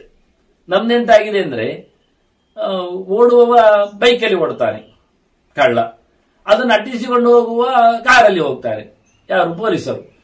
ಅದು ಬೈಕ್ ಹೋಗುವಲ್ಲಿ ಕಾರು ಹೋಗುದಿಲ್ಲ, ಕಾರು ಹೋಗುವಲ್ಲಿ ಬೈಕ್ ಹೋಗ್ತದೆ. ಅವ ಬೇಕು ಅಂತಲೇ ಓಣಿಯಲ್ಲೆಲ್ಲ ತಿರುಗಿಸಿ ಕಳಿಸ್ತಾರೆ. ಕಾರಿನ ಹೋಗ್ಲಿಕ್ಕೆ ಆಗದೆ ಏನ್ ಮಾಡ್ಲಿಕ್ಕೆ ಆಗದೆ ಮತ್ತೆ ಆಚೀಚೆ ನೋಡ್ತಾರೆ. ಅವರೇ ಹೇಳಿದ್ದು ಬೈಕಿನ, ಅದಕ್ಕೆ ಹೊರದೇಶಗಳಲ್ಲೆಲ್ಲ ಬೈಕಿನಲ್ಲಿ ಪೊಲೀಸರು ಓಡ್ಲಿಕ್ಕೆ ಅವ್ರು ಎಷ್ಟು ಜೋರಾಗಿ ಓಡ್ತಾರ, ಅವರು ರೈಲಿನಾಗೆ ಅಭ್ಯಾಸ ಇದೆ, ಟ್ರೈನಿಂಗ್ ಇದೆ ಅಂತ ಬೈಕ್ ಮಾತ್ರ ಅವರಿಗೆ. ಇಲ್ಲಿ ನಮ್ದು ಎಲ್ಲರಿಗೆ ಎಲ್ಲ ಬೈಕ್ ಓಡಿಸ್ತಾರೆ. ಹಾಗಾಗಿ ಉದ್ಘಾಟನೆ ದಿವಸ ಅವನು ಬ್ರೇಕ್ ಕೊಡೋ ಮೊದಲು ಎಕ್ಸಲೇಟರ್ ಕೊಟ್ಟು ಎಲ್ಲಿ ಗುದ್ದಿ ಬಿಡ್ತಾನೆ, ಆವತ್ತೇ ಮೊದಲು ಉದ್ಘಾಟನೆ ಮಾಡ್ತಾನೆ. ಅವನು ಪ್ರಯೋಜನ ಇಲ್ಲ ಆಗ್ತದೆ. ಹಾಗೆ ಇಲ್ಲಿ ಬಹಳ ಚೆನ್ನಾಗಿ ಹೇಳ್ತಾನೆ ಅವನು ಹೇಗಿರಬೇಕು, ಪ್ರಣಿಧಿಗಳನ್ನು ನಿಲ್ಲಿಸುವ ಕಥೆ ಹೇಗಿರ್ತದೆ, ಅವರು ಏನೆಲ್ಲ ಮಾಡಲಿಕ್ಕೆ ಉಂಟು, ನೋಡಿಕೊಳ್ಳಿಕ್ಕೆ ಉಂಟು, ಒಳ್ಳೆ ರೀತಿಯಿಂದ ಸುತ್ತಲೂ ರಾಜಮಾರ್ಗಗಳನ್ನು ದೊಡ್ಡ ಮಾಡಿಕೊಂಡು. ಮತ್ತು ಅದು ಮಾತ್ರ ಅಲ್ಲ, ಪ್ರಪಾಶ್ಚ ವಿಪಣಿಶ್ಚೈವ ಯಥೋದ್ದೇಶಂ ಸಮಾರವೇ, ದೊಡ್ಡ ದೊಡ್ಡ ಅಂಗಡಿಗಳು, ದೊಡ್ಡ ದೊಡ್ಡ ಹೋಟೆಲ್ಗಳು ನೋಡಿ, ಪ್ರಪಾಶ್ಚ ವಿಪಣಿಶ್ಚೈವ ಮಾಲುಗಳು, ಇವನ್ನೆಲ್ಲ ಹಾಕಬೇಕು ಅಂತಾನೆ. ಆ ಕಾಲದಲ್ಲಿ ಹೇಳಿದ ಭೀಷ್ಮನಗೆರೆ ರಾಜನಿಗೆ ದೊಡ್ಡ ರಸ್ತೆ ಮಾಡಿ ದೊಡ್ಡ ಅಂಗಡಿ ಹಾಕಿ ಅಂತ. ಇವತ್ತಿನ ಸ್ಲೋಗನ್ ಅಲ್ಲ, ಮಾಡುವಾಗಲೇ ಮೊದಲೇ ವಿಶಾಲವಾದ ರಸ್ತೆಗಳನ್ನು ಮಾಡಿಕೊಳ್ಳಿ, ಆಗ ನಿಮಗೆ ತೊಂದರೆ ಆಗುವುದಿಲ್ಲ. ಅದರೊಟ್ಟಿಗೆ ಅಲ್ಲಿ ಬೇಕಾದಂತಹ ಸೊತ್ತುಗಳು ಸಿಗುವಂತೆ ಮಾಡಿ, ಅನ್ನ ಶಾಲೆ ಅಂದ್ರೆ ಊಟದ ವ್ಯವಸ್ಥೆ, ಅದಕ್ಕೆ ಬೇಕಾಗಿರತಕ್ಕಂಥ ನೀರಿನ ವ್ಯವಸ್ಥೆ, ಮತ್ತೆ ಇರುವ ತಂಗಲು ಬೇಕಾದ ವ್ಯವಸ್ಥೆ, ಅಂಗಡಿಗಳು, ಮಾಲುಗಳು, ಮಹಲುಗಳು, ಬಂಗಲೆಗಳು, ಇವನ್ನೆಲ್ಲ ಹಾಕಿಕೊಳ್ಳಿ ಅಂತಾರೆ. ಇವೆಲ್ಲ ಮಾಡಿಕೊಳ್ಳಿ ಹೇಗೆ ಬೇಕೋ ಹಾಗೆ ಅಲ್ಲಿದ್ದಾಗೆ ನೋಡಿಕೊಂಡು. ಅದರೊಟ್ಟಿಗೆ ಒಳ್ಳೆ ದೊಡ್ಡ ದೊಡ್ಡ ರಾಜಮಾರ್ಗಗಳನ್ನು ಮಾಡಿದ ಹಾಗೆ ಅದರೊಟ್ಟಿಗೆ ಸಂಬಂಧಪಟ್ಟಂತೆ ಇದನ್ನು ಮಾಡ್ತವರೆ. ಹೀಗೆ ಮಾಡಿದ್ದನ್ನೆಲ್ಲ ತೋರಿಸ್ಲಿಕ್ಕಿಲ್ಲ, ಹೇಳಿಕೊಳ್ಳಿಕ್ಕಿಲ್ಲ, ಇದೆಲ್ಲ ಓಪನ್ ಉಂಟು. ಸರಿ, ಭಾಂಡಾಗಾರ, ಆಯುಧಾಗಾರ, ಧಾನ್ಯಾಗಾರ, ಸರ್ವಶ ಅಶ್ವಾಗಾರನ್, ಗಜಾಗಾರನ್, ಬಲಾದಿ ಕರಣಾನಿಚ ಪರಿಕಾಶ್ಚೈವ ಕೌರವ್ಯ ಪ್ರತೋಲೀಹಿ ನಿಷ್ಕುಟಾನಿಚ. ಇವೆಲ್ಲ ಎಂತ ಮಾಡ್ಲಿಕ್ಕೆ, ನಚಾಪಿ ಕಶ್ಚಿತ್ ಪಶ್ಯೇತ ಗುಹ್ಯಮೇತ ಯುಧಿಷ್ಠಿರ, ಇದನ್ನು ಯಾರಿಗೂ ತೋರಿಸಬಾರದು. ನಜಾತ್, ಎಂದಿಗೂ ನಿನ್ನ ಆಯುಧದ ಸ್ಥಾನ ಇಲ್ಲಿ ನೋಡಿ. ಇವತ್ತು ಗೊತ್ತಾಗುತ್ತಾ ದೇಶದಲ್ಲಿ ಎಲ್ಲಿ ವೆಪನ್ಸ್ಗಳೆಲ್ಲ ಇರುವುದು, ಮಿಲಿಟರಿ ಇರುವುದು ಎಲ್ಲ ಹೇಳುವುದಿಲ್ಲ. ಯಾವ್ಯಾವುದು ಬೇರೆ ದೇಶದ ಭೂಖಂಡ ಭಾಗಗಳಲ್ಲೆಲ್ಲ ನಮ್ಮ ದೇಶದ ಕೆಲವೆಲ್ಲ ಸೊತ್ತುಗಳಲ್ಲಿ ನಿಂತಿವೆ ಕಾಯ್ತಾ ಹೇಳತಾ. ಹಾಗೆ ಬೇರೆ ಬೇರೆ ದೇಶದವರು ಬೇರೆ ಬೇರೆ ಕಡೆಯಲ್ಲಿ ತಮ್ಮ ಆಯುಧಗಳನ್ನೆಲ್ಲ ಬೆಟಾಲಿಯನ್ಗಳನ್ನೆಲ್ಲ ಇಟ್ಟಿದ್ದಾರೆ ಗೊತ್ತಾಗದಾಗಿ. ಅದು ಸುರಕ್ಷೆ ಅಲ್ಲಿ ಮಾಡಿಕೊಡ್ತಾರೆ, ಅಲ್ಲಿ ಉಪಯೋಗಿಸ್ತಾ ಇದ್ದಾರೆ. ಹಾಗೆ ಇಲ್ಲಿ ಸಹ ಇವನು ಎಲ್ಲ ಯಾವುದು ಹೇಳಬಾರದು ಯಾರಿಗೂ ಸಹ. ಹಾಗೆ ಊಟದ ಸೊತ್ತುಗಳು, ಅನ್ನ ಆಹಾರದ ಕೇಂದ್ರಗಳು, ಎಲ್ಲಿಂದ ಆಹಾರ ಎಲ್ಲರಿಗೂ ಸಿಗುತ್ತೆ ಅನ್ನೋದು ಗೊತ್ತಿಲ್ಲ, ಅದೊಂದು ಕೇಂದ್ರ. ಯಾಕೆ ನಾಳೆ ಕೇಂದ್ರವನ್ನೇ ನೀವು ಹೊಡೆದ್ರೆ ಎಲ್ಲ ಅದನ್ನ ಅಣುಬಾಂಬು ತಯಾರು ಮಾಡುವಲ್ಲಿ ಅದನ್ನು ಇಟ್ಟುಕೊಂಡಲ್ಲಿ ದೊಡ್ಡ ದೊಡ್ಡ ಮಟ್ಟಿನ ಪೆಟ್ರೋಲ್ ತಯಾರವಾಗಿ ಅಲ್ಲೆಲ್ಲ ಅದನ್ನೆಲ್ಲ ಹೇಳಲಿಕ್ಕೆಲ್ಲ ರಿವೀಲ್ ಮಾಡ್ಲಿಕ್ಕಿಲ್ಲ, ಅಲ್ಲಿಗೆ ನಾಳೆ ಉಪದ್ರ ಕೊಡ್ತಾರೆ ಅಂತ ಎಲ್ಲಿ ಉಂಟು ಹೇಳಲಿಕ್ಕಿಲ್ಲ. ಆ ರೀತಿಯಾಗಿ ಕೆಲವೆಲ್ಲ ಧಾನ್ಯಾಗಾರಗಳನ್ನು ಸಹ, ಹಾಗೆ ಅದರೊಟ್ಟಿಗೆ ಕುದುರೆ ಲಾಯ, ಆನೆಯ ಲಾಯಗಳು, ಗಜಾಲಯಗಳು, ಇವೆಲ್ಲ ಎಲ್ಲಿಂಟು ಹೇಳಬಾರದು. ಅಲ್ಲಿಗೆ ಹೋಗಿ ಅವುಗಳನ್ನು ಬಿಟ್ಟು ಬಿಡ್ತಾರೆ, ಅದು ಅವುಗಳಿಗೆ ಮದ್ದು ಹಾಕ್ತಾರೆ ಅಥವಾ ಬಡಿತಾರೆ. ಅದರಿಂದ ಕುದುರೆಗಳು, ಆನೆಗಳು ಎಲ್ಲಿ ಸಹ ಅದಕ್ಕೆ ಕೆಲವೆಲ್ಲ ಅಂಡರ್ ಗ್ರೌಂಡ್ ಮಾಡುವಂಥದ್ದು ಗೊತ್ತಾಗದಾಗಿದ್ದನ್ನು ನಡೆಸು. ಸೈನ್ಯ ಎಲ್ಲಿರ್ತದೆ ಎನ್ನುವುದು ಯಾರಿಗೆ ಹೇಳಲೇಬೇಡ. ಮತ್ತೆ ನೀವು ಮಾಡಿರತಕ್ಕಂತಹ ಭೂಮಿಯ ವ್ಯವಸ್ಥೆ, ಪರಿಕೆಗಳು, ಹೊಂಡಗಳು, ಕಂದಕಗಳು, ಪಾಗಾರಗಳು, ಇದನ್ನು ಹೇಳಬಾರದು. ಅದಂತೆ ರಸ್ತೆಗಳು, ಕಿಟಕಿಗಳು, ಈ ಎಮರ್ಜೆನ್ಸಿ ಎಕ್ಸಿಸ್ಟ್ ಅಥವಾ ರಹಸ್ಯವಾದ ಮಾರ್ಗಗಳು, ಇದನ್ನು ಹೇಳಬಾರದು. ದೊಡ್ಡ ಪ್ರೆಸಿಡೆಂಟ್ ಹೌಸ್ ಅಲ್ಲೇ ತಪ್ಪಿಸಿಕೊಳ್ಳತಕ್ಕಂಥ ಪ್ರೆಸಿಡೆಂಟ್ಗೆ ಒಂದು ಅನಾಹುತ ಬಂದ್ರೆ ಆ ವೈಟ್ ಹೌಸ್ನಿಂದ ಅವನು ಹೊರಗೆ ಹೋಗ್ಲಿಕ್ಕೆ ಬೇಕಾಗಿರತಕ್ಕಂತಹ ಒಂದು ದಾರಿ ಉಂಟಂತೆ. ಅದು ಹೆಚ್ಚಿನವರಿಗೂ ಗೊತ್ತೇ ಇಲ್ಲ, ಅವನಿಗೂ ಗೊತ್ತಿಲ್ಲ. ಅವನೆಲ್ಲಿಯಾದ್ರೂ ಯಾರಿಗಾದ್ರೂ ಹೇಳಿಬಿಟ್ರೆ ಅವನ ಸೆಕ್ಯೂರಿಟಿಗೆ ಮಾತ್ರ ಗೊತ್ತಿರೋದು. ಎಲ್ಲಿಯಾದ್ರೂ ಎಂದಾದ್ರೂ ಆಪತ್ತು ಬರುವುದಾದ್ರೆ ಪ್ರೆಸಿಡೆಂಟ್ ಅನ್ನ ಅಲ್ಲಿಂದ ಅವನು ರಕ್ಷಣೆ ಮಾಡ್ತಾನೆ ನೋಡ್ಲಿ. ಇಷ್ಟೆಲ್ಲ ವ್ಯವಸ್ಥೆಗಳು. ಹಾಗೆಂತದ್ದು ರಾಜ ಮಾಡುವಂತದ್ದು ಕಥೆಯನ್ನು ಅವತ್ತು ಭೀಷ್ಮ ಹೇಳ್ತಾನೆ. ಇದನ್ನೆಲ್ಲ ರಹಸ್ಯವಾಗಿಡು, ಯಾರಿಗೆಂದು ಜತಾತು ಕಶ್ಚಿತ್ ಪಶ್ಯತೆ, ಯಾರು ನೋಡ್ಲಿಕ್ಕೂ ಇಲ್ಲ. ಇದು ಗುಟ್ಟು ಅಲ್ಲಿನ ಕಥೆ, ಅಲ್ಲಿ ವ್ಯವಸ್ಥೆ ಇತ್ತು. ಮತ್ತೆ ಬೇಕಾದಾಗ ಅರ್ಥಿ ಸಂಚಯನಂ ಕುರಿಯ, ತುಂಬಾ ದುಡ್ಡು ಒಟ್ಟು ಮಾಡಿಕೊಂಡಿರಬೇಕು. ಬೇಕಾದ ಯಾವಾಗ ಹೊಂಡಕ್ಕೆ ಬೀಳ್ತಾನೆ, ಆಪತ್ತು ಬರ್ತದೆ ಗೊತ್ತಿಲ್ಲ. ಅರ್ಥ ಸಂಚಯನಂ ಕುರಿಯಾತ್, ರಾಜ ಪರಬಲಾರ್ಜಿತ, ಹೋರಾಟದ ಅಂಗಳದಲ್ಲಿ ಗಲಾಟೆಗೆ ಬಿದ್ದಾಗ ಎದುರು ಪಕ್ಷದವರು ಹೋರಾಟ ಹೇಳಿಬಿಟ್ರೆ ಅದಕ್ಕೆ ಅನುಗುಣವಾಗಿ ಸಂಪತ್ತನ್ನೆಲ್ಲ ಒಟ್ಟು ಮಾಡಬೇಕು. ಸಂಪತ್ತು ಮಾತ್ರ ಅಲ್ಲ, ತೈಲಂ, ಮಧು, ಘೃತಂ, ಸಸ್ಯಂ, ತಿನ್ನಲಿಕ್ಕೆ ಬೇಕಾದಂತಹ ತುಪ್ಪ, ಹಾಗೆ ಜೇನುತುಪ್ಪ, ಆನಂತರ ಎಣ್ಣೆ, ಉರಿಬಲಿಗೆ ಬೇಕಾದ್ದು, ಅದರೊಟ್ಟಿಗೆ ಬೇಕಾದಂತಹ ಸಸ್ಯಾಹಾರ, ಔಷಧಾನೀಚ. ಮುಖ್ಯವಾಗಿ ಹೋರಾಟಗಳ ಪೆಟ್ಟು ಕಡಿಮೆ ಹೆಚ್ಚು ಕಡಿಮೆ ಆದ್ರೆ ಮಾತ್ರೆ ಮದ್ದುಗಳು ಬೇಕು. ಅದೀಗ ಇಲ್ಲ ಹೇಳಿದ್ರೆ ಸಿಗುವುದಿಲ್ಲ ಮಾಡಿಕೊಂಡ್ರೆ ಇಲ್ಲ. ಹೋರಾಟ ಮಾಡುವ ಮುಂಚೆ ಇಂತಹ ಸಂದರ್ಭದಲ್ಲಿ ಮಗದೊಬ್ಬರಿಂದ ಪೆಟ್ಟಿಗೆ ಅಥವಾ ತೊಂದರೆಗೆ ಸಿಲುಕಿದ್ರೆ ಬೇಕಾಗಿರತಕ್ಕ ಸೈನ್ಯವನ್ನು ಕಾಪಾಡುವ, ಕೇವಲ ಸೈನ್ಯಕ್ಕೆ ಮಾತ್ರ ಅಲ್ಲ, ಜನಕ್ಕೆ ಮಾತ್ರ ಅಲ್ಲ, ಅವನ ಪ್ರಾಣಿ ಪಕ್ಷಿಗಳಿಗೂ, ಅಲ್ಲಿ ನೆಲೆಗೊಂಡಿರತಕ್ಕಂಥ ಕುದುರೆ ಆನೆ ಎಲ್ಲ ಇಲ್ವಾ ಅವುಗಳಿಗೂ. ನಾನು ಪಕ್ಷಿ ಹೇಳಿದ್ದು ರಥಕ್ಕೆ, ಅದು ಹಾರಿಕೊಂಡು ಹೋಗುವಾಗ ರಥ ಎರಡು ಪಕ್ಷ ಇದೆ, ಅದಕ್ಕೆ ಎರಡು ಪತಾಕಿಗಳು ಇರ್ತವೆ ಪಕ್ಷ ಅದಕ್ಕೆ. ಹಾಗೆ ಇವುಗಳಿಗೆಲ್ಲ ಬೇಕಾದಂತ ಸೌಕರ್ಯಗಳನ್ನು ತಯಾರಾಗುವಾಗ, ಮತ್ತೆ ನಾವು ಶತ್ರುಪಾಳೆಯದ ಮೇಲೆ ಬೆಂಕಿ ಹಾಕುವುದಾದ್ರೆ ಅದಕ್ಕೆ ಬೇಕಾಗಿರತಕ್ಕಂಥ ಒಣ ವಸ್ತುಗಳು, ಅಂಗಾರ, ಕುಶ, ಮುಂಜಾನ, ಪಾಲಾಶ, ಶರ, ಪರ್ಣಿನ, ಇವೆಲ್ಲೆಲ್ಲ ಎಲೆಗಳು, ಆ ಹುಲ್ಲು ಜಂಡುಗಳು. ಮುಂಜ ಅಂದ್ರೆ ಒಂದು ಜಾತಿಯ ಹುಲ್ಲೆ, ದರ್ಬೆ ಆಗಿರುತ್ತದೆ, ಹಾಗೆ ದರ್ಬೆ. ಆನಂತರ ಅಂಗಾರಗಳು, ಅಂಗಾರ ಅಂದ್ರೆ ಮಸಿ, ಇದ್ದಿಲುಗಳು. ಇನ್ನು ಹೇಳ್ತಾರೆ ಅವರು ಯವಸೇಂದನ ದಿಗ್ಧಾನಾಮ ಅಂತಾರೆ.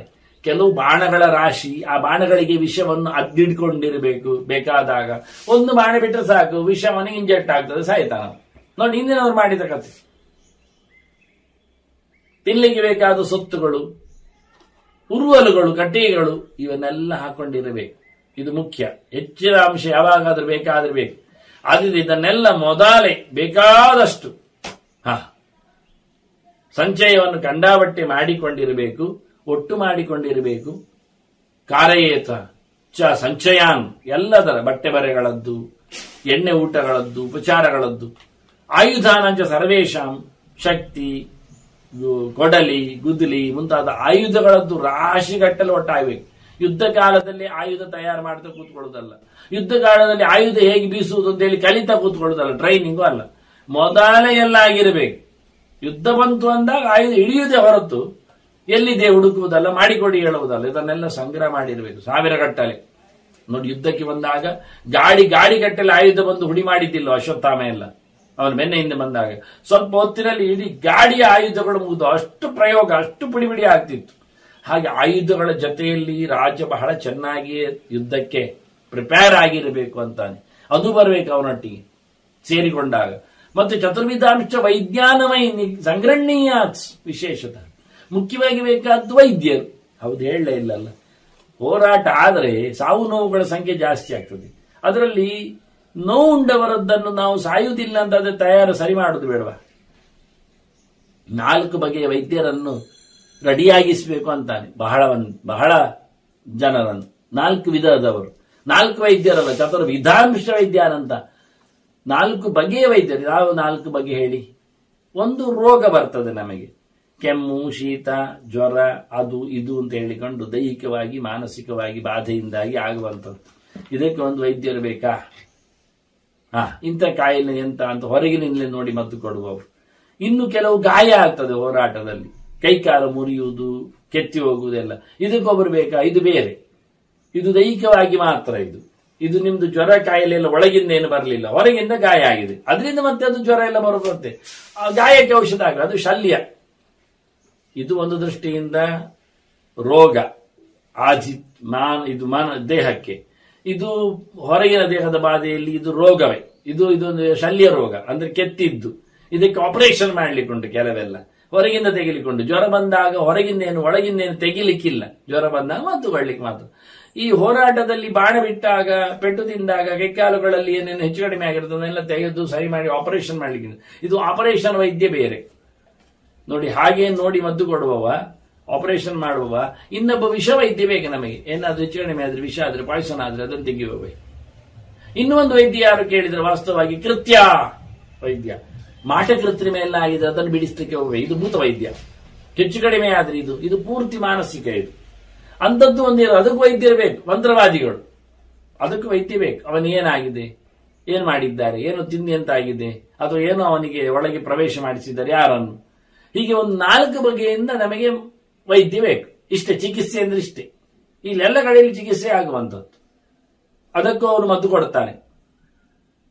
ಮದ್ದು ತೆಗಿಸ್ತಾನೆ, ವಾಂತಿ ಭರಿಸ್ತಾನೆ, ಕ್ಲೀನ್ ಮಾಡ್ತಾನೆ. ನೋಡಿ, ಅದರಲ್ಲಿ ಮದ್ದು ಉಂಟು, ಕಷಾಯ ಉಂಟು ಅಲ್ಲ, ಮಾತ್ರೆ ಉಂಟು ಅಲ್ಲ, ಶಲ್ಯದಲ್ಲಿ ಉಂಟೆ, ರೋಗದಲ್ಲಿ ಉಂಟು, ವಿಷದಲ್ಲಿ ಉಂಟು. ನೋಡಿ, ತಂತ್ರ ಉಂಟು, ಅದಕ್ಕೆ ಬೇಕಾಗಿರತಕ್ಕಂಥ ಮಂತ್ರ ಉಂಟು, ಅದರೊಟ್ಟಿಗೆ ಪಿಲ್ಸ್ಗಳು, ಮದ್ದುಗಳುಂಟು. ಇದು 3 ಇರುವಂತದ್ದು 4ರಲ್ಲಿ ಉಂಟು. ಇದು ಒಂದು ರೀತಿಯ 4 ವೈದ್ಯದ ಬಗ್ಗೆ ನಿಮಗೆ ಹೇಳಿದೆ. ಇನ್ನು 5ನೇದಿಲ್ಲ, ಹುಡುಕಿ ನೋಡಿ. ರೋಗ ಒಂದು ಕೆಟಗರಿ, ಆಪರೇಷನ್ ಒಂದು ಕೆಟಗರಿ, ಆಪರೇಷನ್ ಅಲ್ಲಿ ಎಲ್ಲ ಬಂತು ಕೆಟಗರಿ. ಮತ್ತೆ 3ನೇದೊಂದು ವಿಷ, ಪಾಯ್ಸನ್. ಆ 4ನೇದೊಂದು ಬೇರೆ ಆ ಲೆಕ್ಕದಲ್ಲಿ ಕೃತ್ಯ. ಅದು ನಿಜವಾಗಿ ದೊಡ್ಡ ಆಸ್ಪತ್ರೆಯಲ್ಲಿಲ್ಲ, ನಿನಗೆಂತ ಹಿಡಿದಿದೆ ಬಿಡಿಸ್ತೇನೆ ಹೇಳುವುದಿಲ್ಲ. ಆದ್ರೆ ಆಸ್ಪತ್ರೆಯಲ್ಲಿ ಹಿಡಿದದ್ದು ಕಾಣ್ತದೆ ಮಾತ್ರ. ಅವನು ಬಿಡಿಸ್ಲಿಕ್ಕೆ ಮತ್ತು ಮಂತ್ರವಾದಿಯಲ್ಲಿ ಅದು ಒಂದು ವೈದ್ಯವೇ, ಅದಿಲ್ಲ ಹೇಳಲಿಕ್ಕಿಲ್ಲ. ಇವರು ಮಾತ್ರೆಯಿಂದ ಏನು ಮಾಡ್ಲಿಕ್ಕೆ ಆಗುದಿಲ್ಲ, ಕೈಕಾಲು ಕಟ್ಟಿಕೊಂಡು ಏನು ಮಾಡ್ಲಿಕ್ಕೆ ಬರುವುದಿಲ್ಲ. ಇದನ್ನು ಇನ್ನೊಂದು ರೀತಿಯಿಂದ ವೈದ್ಯರ ಬಗ್ಗೆ ಮಾತಾಡ್ತಾರೆ. 4 ರೀತಿಯ ವೈದ್ಯರು ಅಂತ ಹೇಳಿಕೊಂಡು, ಮನುಷ್ಯರನ್ನು ಬರತಕ್ಕ ಕಾಯಿಲೆಗಳಿಗೆ ಮದ್ದು ಕೊಡುವವರು ಒಂದು ಬಗೆ. ಮತ್ತೆ ಪ್ರಾಣಿಗಳಲ್ಲಿ 3 ವೆರೈಟಿ ಹೋರಾಟದಲ್ಲಿ, ಇದರಲ್ಲಿ ರಾಜ್ಯದಲ್ಲಿ. ಒಂದು ಗೋವುಗಳಿಗೆ ಸಿಕ್ಕ ಬರ್ತದೆ, ಅದು ರಾಷ್ಟ್ರದ ಸಂಪತ್ತು. ಆದ್ರೆ ಇವತ್ತು ಪಶುವೈದ್ಯರು ಅಂತ ಇದ್ದಾರೆ ಗೋವುಗಳಿಗೆ. ಈ ಪಶುವೈದ್ಯರಲ್ಲಿ ಮತ್ತಿಬ್ಬರಿದ್ದಾರೆ ರಾಜಸ್ಥಾನದಲ್ಲಿ. ಯಾರು ಕೇಳಿದ್ರೆ, ರಾಜಸ್ಥಾನ ಅಂದ್ರೆ ರಾಜನ ಅರಮನೆಯಲ್ಲಿ ಅಂತ ಅರ್ಥ. ಅದು ಯಾರು ಕೇಳಿದ್ರೆ ಅಶ್ವವೈದ್ಯರು ಮತ್ತು ಗಜವೈದ್ಯರು. ಇದು ಹೋರಾಟಕ್ಕೆ ಬೇಕಾದ ಸೊತ್ತುಗಳು, ಆನೆ ಕುದುರೆಗಳು. ಆನೆಯನ್ನು ನೋಡಿಕೊಳ್ಳುವ ಕಥೆಯೇ ಬೇರೆ ವೈದ್ಯ, ಕುದುರೆಯನ್ನು ನೋಡಿಕೊಳ್ಳುವವನು ಬೇರೆ. ಆದ್ರಿಂದ ಈ 4 ಬಗೆಯ ಮನುಷ್ಯರಿಗೆ ಬರುವ, ಆನಂತರ ಮೃಗಗಳಲ್ಲಿ ದನಕ್ಕೆ, ಆಡಿಗೆ ಮತ್ತೆ ಆನೆಗೆ. ಇಲ್ಲಿ ದನದ ಕಥೆಯನ್ನೇ ಅಜಾವಿಗಳಿಗೂ ಸಹ, ಅಂದ್ರೆ ಆಡು ಕುರಿಗಳಿಗೂ ನೋಡಿಕೊಳ್ಳಿ. ಪಶುವೈದ್ಯರಲ್ಲಿ ಅಲ್ಲಿಯೂ ಬರ್ತದೆ. ಸಾಕು ಪ್ರಾಣಿಗಳಲ್ಲಿ ಈ ಕುದುರೆ ಮತ್ತು ಆನೆ ಎನ್ನುವುದೊಂದು ಸ್ಪೆಷಲ್. ಅಶ್ವಚಿಕಿತ್ಸೆ, ಗಜ ಚಿಕಿತ್ಸೆ, ಗಜಾಯುರ್ವೇದ ಎನ್ನುವುದೊಂದು ಬೇರೆ. ಇದನ್ನೆಲ್ಲ ನಾವೆಲ್ಲ ಕಲ್ತದ್ದೆಲ್ಲ ಪುರಾಣಗಳಲ್ಲಿ ಇರೋದು. ಅಶ್ವಾಯುರ್ವೇದ, ಗಜಾಯುರ್ವೇದ ಅಂತ ಹೇಳಿಕೊಂಡು ಏನೆಲ್ಲ ಮಾಡ್ಲಿಕ್ಕೆ ಉಂಟು, ಮಾಡತ್ತೆ ತಿಳಿಸ್ತಾರೆ ಅಂತ. ಹೀಗೆ ಇದನ್ನೆಲ್ಲ ತಿಳಿಸಿಕೊಡುವ, ಪಡೆದಿರುವ ವೈದ್ಯರನ್ನು ರೆಡಿಯಾಗಿಸಿಕೊಂಡಿರಬೇಕು ಅಂತ ಹೇಳಿ ಈ ಸಿಸ್ಟಮ್ ಬಗ್ಗೆ ಬಹಳಷ್ಟು ಮಾತುಗಳನ್ನು ಹೇಳ್ತಾನೆ. ಇನ್ನು ಕೆಲವು ರಾಜ ಮುತುವರ್ಜಿ ವಹಿಸಿ ಮಾಡಬೇಕಾದ ಮಾತುಗಳು ಹೇಗಿರುತ್ತವೆ ಲೋಕದಲ್ಲಿ ಅನ್ನುವುದನ್ನು ಮುಂದೆ ಭೀಷ್ಮರು ವಿವರಿಸ್ತಾ ಇದ್ದಾರೆ. ಮತ್ತೆ ನಾಳೆ ತಿಳಿಯುವ. ಶ್ರೀಕೃಷ್ಣ ನಾರಾಯಣ ನಾರಾಯಣ ನಾರಾಯಣ.